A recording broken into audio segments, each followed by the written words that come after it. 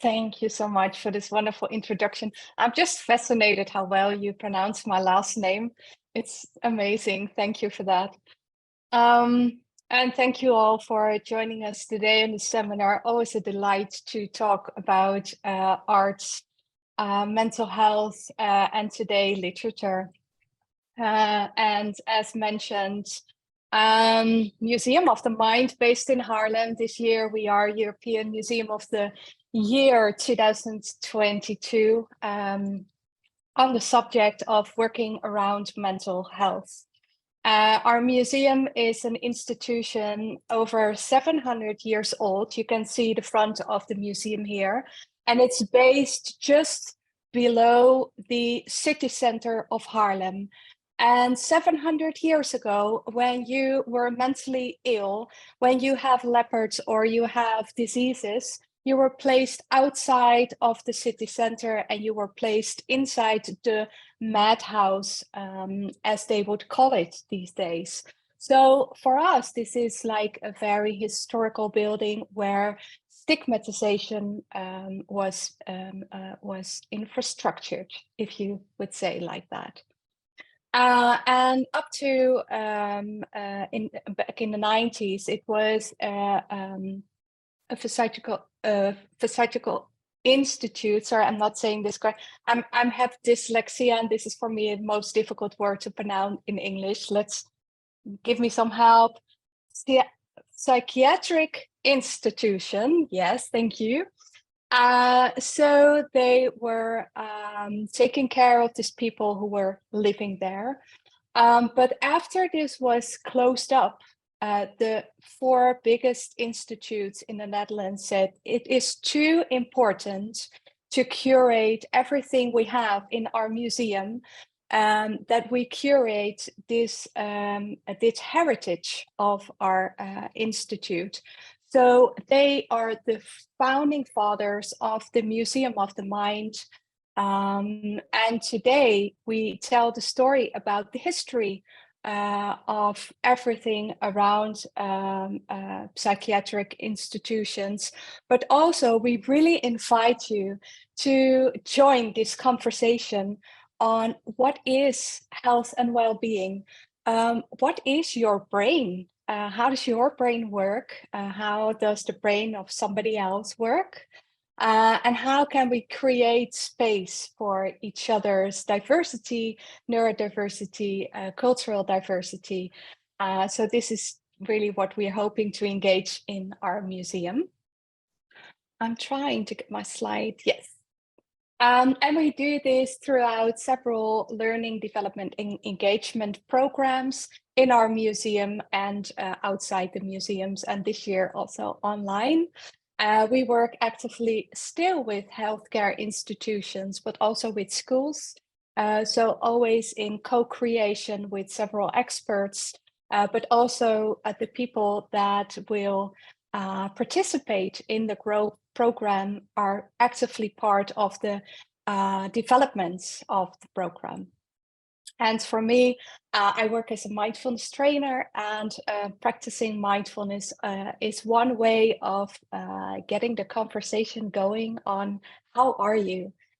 So we look at art, and we do this in a mindful way with actually mindfulness meditation.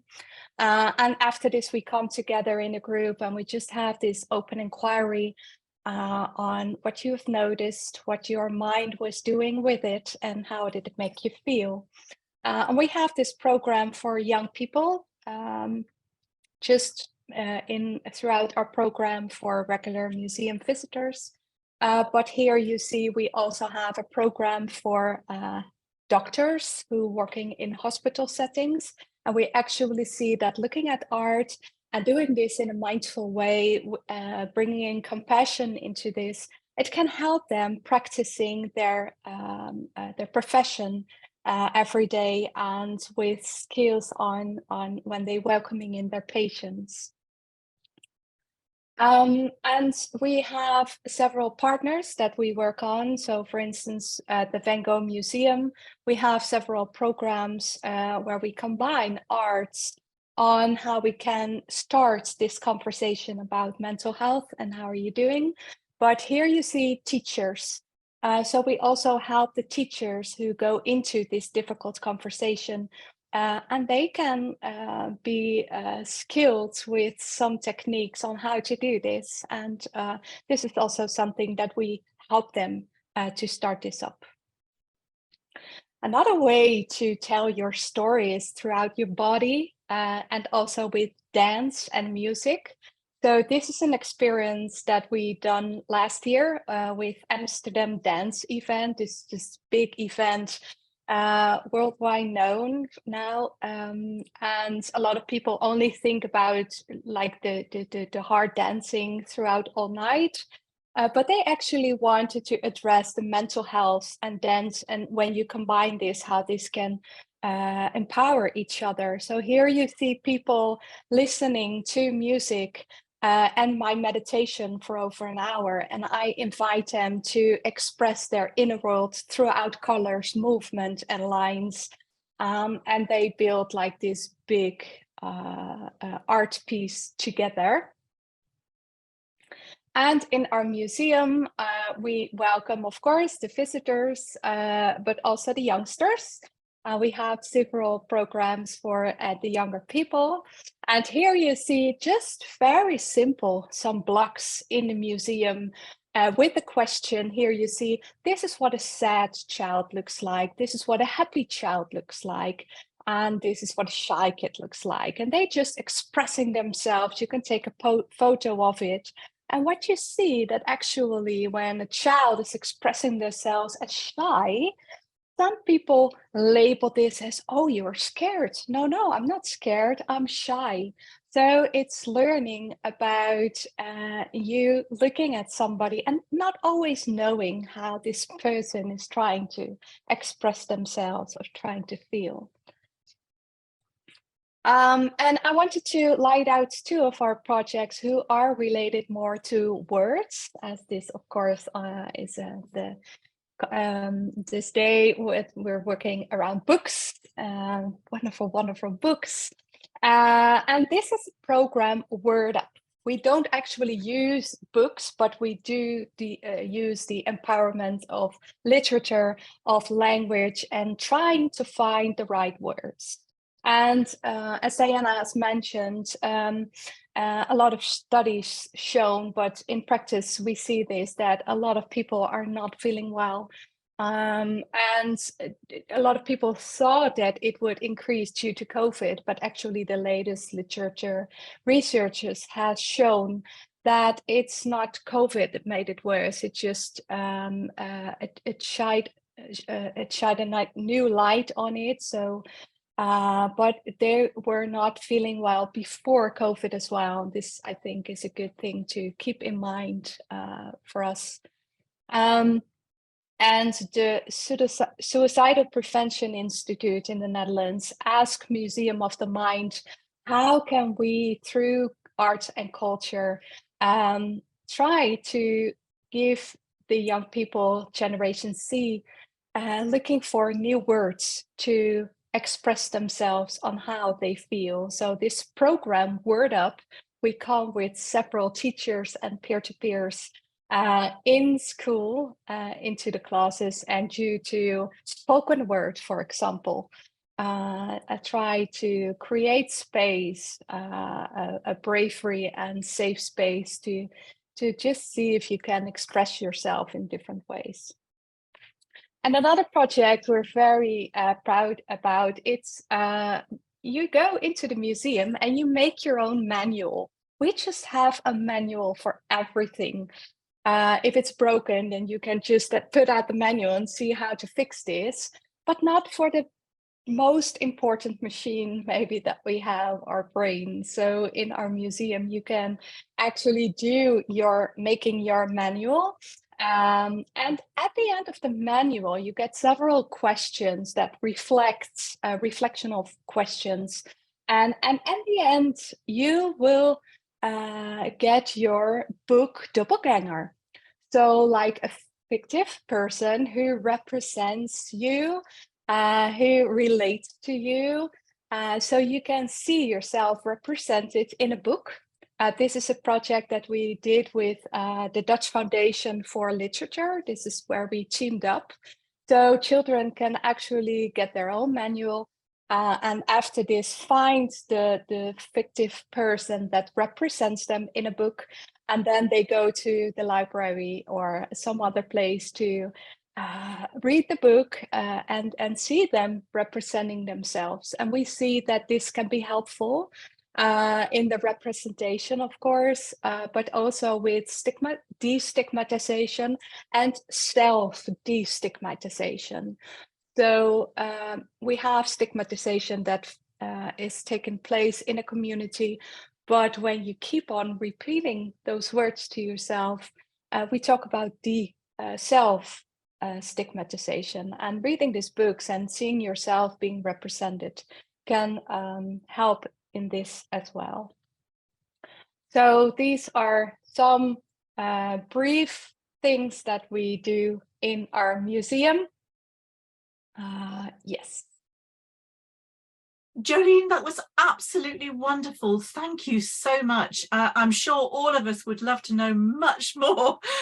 You have, as we would say in English, whetted our appetite for your institution and your marvelous work. Now, I'm sure there are lots of questions and comments. Please write anything you want to, you would like to reflect back to Jolien. Write them in the chat, and I will definitely keep an eye on that so that it's not just my voice. But Jolien, my first question is this. If I guess a lot of people who might be watching and listening to what you've just said just now might think, that's wonderful, but I can't possibly do that. How can I possibly start to work in that way? What would you say to people here today who are inspired by the work that you've just presented, but just feel nervous or afraid? It's like, how would I start this? How could I possibly begin? Thank you for that. Yes. Well, I think that we have started a new phase in working with arts, culture, and mental health. So, of course, it's for a lot of people, this is new. It's a new chapter, a new area. But for me, the most comforting thing, we're not alone. A lot of people has taken a lot of steps over the last 15 years. There are researchers up to over 15 years who've shown that arts and culture and literature as well is has his big effect on our health and well-being. So just know that the fact that you're enthusiastic and you want to learn more, there are people to find. And if you're looking to really connections, mail me or somebody else. We're all about connecting everybody with everybody. And the second thing is that this is something that we actually do in the museum. We're combining expert teams. So the fact that you want to do something and you have this wonderful plan in your head, what I noticed that it needs to be translated into language that everybody understands and everybody can team up. And when we're talking with healthcare institutions, they talk a different language, so to say, than cultural institutions or artists. So what I've done for the last 10 years is talk with several people and say, look, I think we want the same thing and I think we have the same message, but how would you describe this in your language, so to say, and how can we bring this information together? So we have this bundled up, documented, if you will. So you have the information that once you sit with somebody who creates art, understand his language on what we're working with. That's such a powerful point. I really love that. I think, I mean, not just that you stressed community, and encouraged us to, you know, like you're not alone. We've all had to start somewhere. But I think also, you know, that point that you made at the end there is a very, very important one. I mean, we think I immediately start thinking about the tension between the medical model and the social model, which is a very, very basic principle really for many of us working with arts and archives and museums and culture and so on. I noticed in your presentation, I was going to ask you about this actually, so that's I noticed in your presentation you had a slide of, and you said, oh, we're working with doctors here. And I wrote it down, you know, because you said helping them to understand or talk to their patients. And I wrote that down because it's like, oh, that's interesting. That's terminology we wouldn't hear normally in a cultural institution. Do you go into that space at all or how do you start to talk about that when you're talking with, you know, very specialized, very professional sort of experts who come from a medical world? Yeah, well, with sweaty palm hands for starters, at every time. I am practical educated, so I don't have a high degree in science or so this is something I bring into the conversation every time I start something new.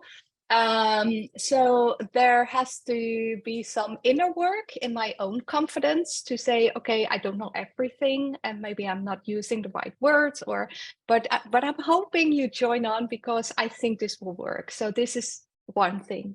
And the other thing is that, again, with addressing your idea, and for me, obviously now working in Museum of the Mind that is funded throughout people working in healthcare. So our whole museum is built up with experts in this field. And when you have the ability to give voice to the idea that you have, go into the work field and see the other experts on this. So this was an idea that I had. I read that a lot of doctors and people working in healthcare, in their free time to debrief or to get inspired, are working with arts themselves or in literature. So there are people who have a bookcase like this in the background always, and they have done some painting or play instruments. So this is something that has always had relations to each other. So when I had the idea to bring this program together, I think it's about 2.5 years ago, then I started to look into the experts working on this, just asking, I have this idea, would you come on board? Make sure that you have some research available, a literature list you can always come back to, and then just go. Lovely. Yeah. I love that. I love your attitude. It's so positive and can do and solution focused. We have a lovely comment from Marina, and she says it's a simple comment, but I think it's a really powerful one actually. I love the efforts, she says, towards the nurturing of the biggest human hurdle, our minds. This is very inspiring. I agree, Marina. I think it is. Now, you talked a lot about working with the minds and mindfulness and so on and so forth. This is all very much part of it. But you also mentioned that you work as a trauma specialist. You have, you know, in a trauma-informed way.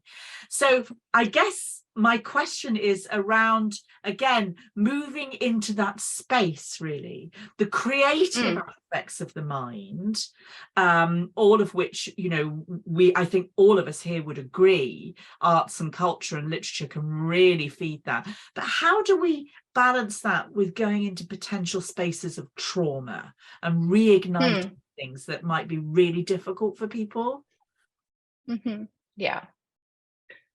Thank you for that question and for the comments in the chat. Let me see if I can answer this as good as I can. I think I would like to address two things on this. I have a background working in healthcare, and I have a background in trauma in my own personal story. So this for me is my engine, keeping my engine running. And working on this, I just see that many people that I met, actually everybody I'm meeting, has in one way or the other has been affected due to trauma, due to our history. So we have cultural trauma, we have transgeneral trauma.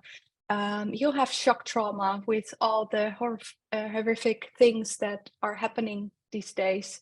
So, and when we look at the scientific research on trauma and working with trauma, the conclusion is that we know less about the brain when it has dealt with trauma than we know about the brain. So this quite gives space. I'm not sure if I say this properly, but it gives us space to see, next to, of course, the healthcare institute who really give the trauma treatment in a health institute, then this is some difference than when you translate working with this into a cultural intervention. So you have something of a health intervention translating this into a cultural intervention. And it can be enriched because what we see and what we know, working with trauma, knowing in your work field what is trauma, what is a trauma trigger, and not so much working on making sure that you don't trigger anyone, but because this is something you will not be able to do. You don't know what for somebody will be a trigger. But what we can do is having conversation about when somebody is triggered, how can we create a safe space and skills to work with this. And we actually see that arts and culture, again, literature, the knowledge that we can use of literature, of reading, this can be so helpful in the third phase of trauma recovery, when somebody is strong enough to address and to move into the trauma spectrum, and somebody is strong enough to, in phase 3 of working trauma, then arts and culture can be a big help in this. And also after this, trauma growth, when somebody has worked through trauma, art, culture, and literature can be a big help in the healing process that will continue the rest of your life. That's really interesting. Gosh, we could talk for hours about that. I think, that sort of the brokenness that we all have is actually one of the things that connects us most deeply.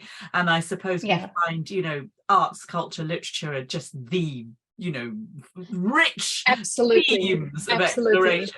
We've got something that they really know, like a short thing. Our brain has been placed in 3 areas: one part of the brain that's taking care of the body, one part of the brain that's taking care of the thinking, and the middle part is taking care of our emotional regulation system. And actually using color, space, movement, art, and culture is really addressing to this limbic part of our brain. And it's just really beautiful to see that arts and culture and healthcare institutions and science as well are coming together to look deeper into this. You see, I think that's one of the most exciting things about the kind of work that you're in, because it's this sense of we tend to spend, when I'm talking about people working in our world, in the culture world and so on, spend so much of time in our heads. We really do. And it's that whole kind of like emotional literacy, isn't it? The emotional intelligences, that the kind of things that I mean, I can see that we do it for our visitors, but how much do we do it for ourselves? That's quite interesting. That's like reflection, isn't it? Yeah, Yes, it is. Yes, yeah. Let's practice what we preach let's and do practice what we this preach. into our team. Absolutely. Yeah. Yes, yes. We've Do got this in some our teams as well. lovely. Yeah, we've got some super questions and comments coming into chat. Thank you so much. I'm going to jump to the most recent one. Someone says, could you speak more about how the manual of the mind process works from a visitor's perspective?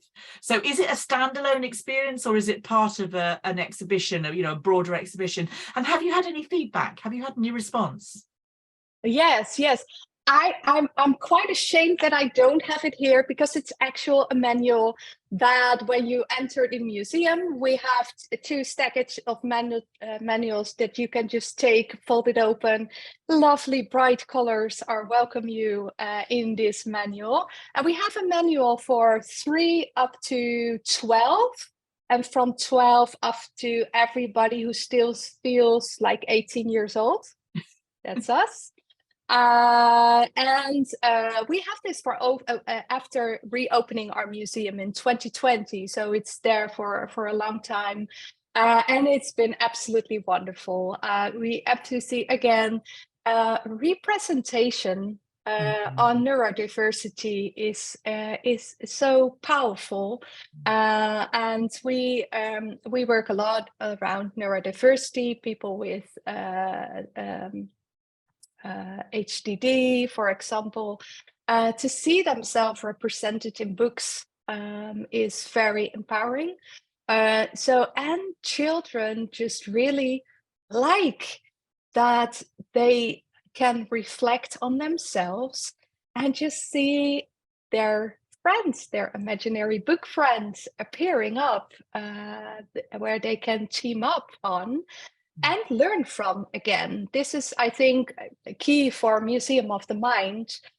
We always try to invite you to look at things a different perspective as well. So this person that you will find in your book has something that you recognize about yourself, but maybe also has something in his character or in his way that you think, oh, wow, okay, I don't have that, but I do recognize myself in this. Wow, this is interesting. So the cultivation of curiosity that will come across in this finding out with working with this manual. And it's a very nice way when they're back into the class to pick up the manual. When somebody is crying or cranky or laughing, you can just pick the manual of this person and say, oh, okay, well, maybe he's had a bad day or he's laughing. He would like it to be left alone for the rest of the day, or he has written down, just ask me, how am I doing? Okay, how are you doing today? So it's the thing that you addressed at the beginning of this conference. It's about getting active too, and you can really empower them to get active as well and speak up. Yes, isn't that beautiful? I'm sure we can all remember those early sort of encounters with characters in books and in stories, Right. who just like spoke to us at such I mean, for me it was it was Piglet in Winnie the Pooh. Life-changing. Absolutely life-changing. I just adore Piglet so much and still do. And it's interesting, and yes, we have time for one more question. This is cruel, it really is, because I feel like we've only just started the conversation, but I just wanted to end with this last question, which came from Vanessa. Actually, she just asked, do you see any, the impact of the work that you're doing? Are there any changes since you won the award and since the museum opened? What are they, very briefly, if you could? Well, lots actually. Well, let me gently move the answer to the question of Inga. I'm hoping I pronounce your name correctly. Yeah, of course, I faced resistance, as well as my mindfulness work field, as well the cultural work fields. So this was very interesting, but also a lot of help, and people are teaming up with me to see. So yes, resistance, but also yes, some empowerment. So just balancing between those two. And criticism is always good because it keeps you sharp, and it's also another invitation to get your message across. So maybe it's not as they don't like what you're doing, you just haven't found their language or their words to get your point across. So there's I always hope to welcome myself into addressing it that way. And we have seen a lot of changes. Of course, winning the award is doing. I mean, we really believe in the work that we do, but the fact that it has been anonymously been underlined with this wonderful jury was really empowering, and they told that we are working, of course, in the work field, but also with our governments. Just the whole way that we come across in the museum is working this way. And what we see is that a lot of other museums are now finding us. So we are quite a small museum in Haarlem. Not everybody in Holland knew our museum. And so there were other museums as well who didn't know about Museum of the Mind. Now, obviously they do. And they're finding out that we are really the place that you just come to when you want any information on mental health and working throughout art and culture. And we're just about working together, empowering each other, always connecting colleagues, connecting professionals together, and making sure that this mission that we all have, that we can lift each other up. This is, yeah, wonderful. Yeah.